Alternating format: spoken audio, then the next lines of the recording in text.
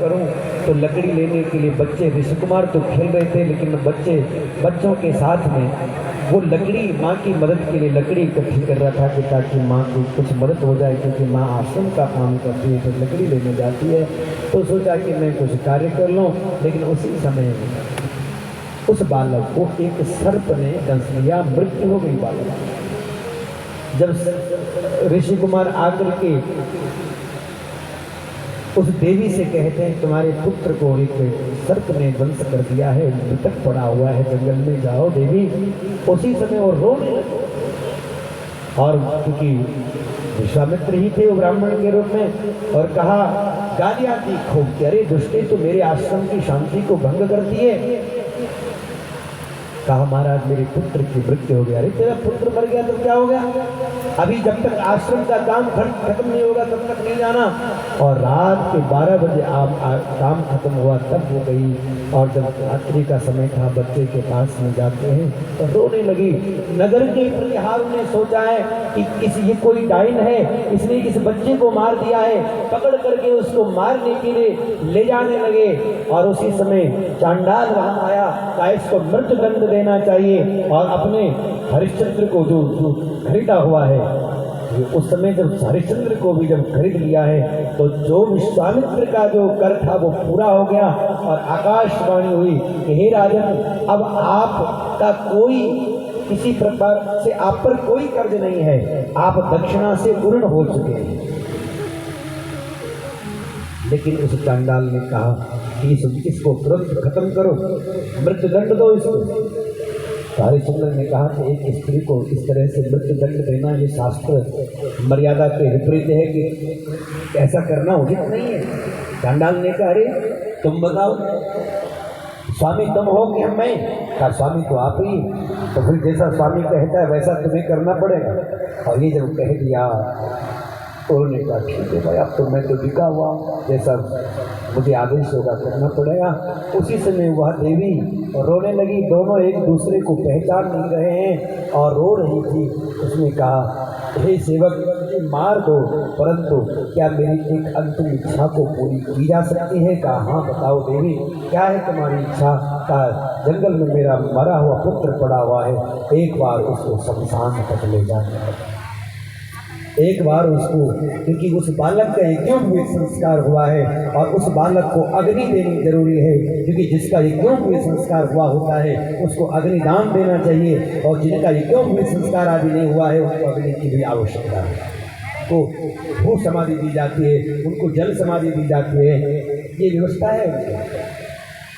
लेकिन मैं अपने पुत्र को थोड़ा सा घाट तक के ले जाऊँगा। कहा बिल्कुल तुम घाट तक ले आओ। और उसी समय वो जंगल में गई और अपने पुत्र को दोनों हाथों पर उठा करके, और जैसे ही शमशान में पहुंची अपने पुत्र को वहां रखा और रोने लगी। और जैसे ही महाराज हरिश्चंद्र भी वही थे, और जब उन्होंने उस बालक को देखा और बालक को देखते ही उन्होंने विचार किया हे भगवान, ऐसा बालक देखो तो कितना, अब बच्चा तो एकदम नीला पड़ा हुआ था, उसको वो पहचान भी नहीं पा रहे थे। भूमो निपतितम बालम दृष्ट्वा श्री विष पीड़ितम, विष से पीड़ित वह बालक कैसा है? महाराज हरिश्चंद्र जी उसको देख रहे, नरेंद्र दक्षिणों प्रीतम, इस बालक में राजा के दक्षिण दिखाई दे रहे हैं।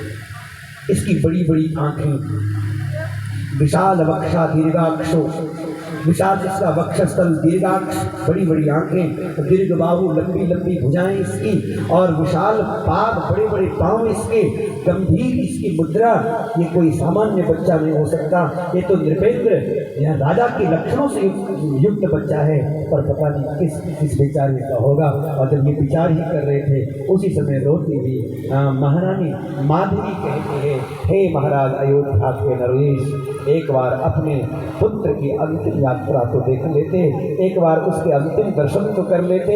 और जब ये कह रही थी उसी समय महाराज हरिश्चंद्र ने कहा अरे देवी कौन हो तुम? कहा मैं माधवी हूँ महाराज, और सुन क्या ये हमारा पुत्र है?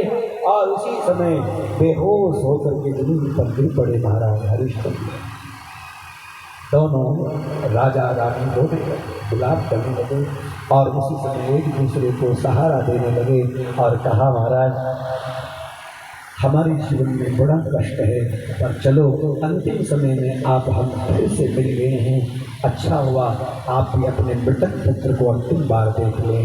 और उसी समय राजा ने कहा, देवी अब हमारी मृत्यु हो जाएगी, दोनों अब हम जी न पाएंगे, लेकिन एक बात है, मेरे कारण तुम्हें बहुत कष्ट उठाने पड़े, मेरे कारण तुम्हें बड़े दुख उठाने पड़े।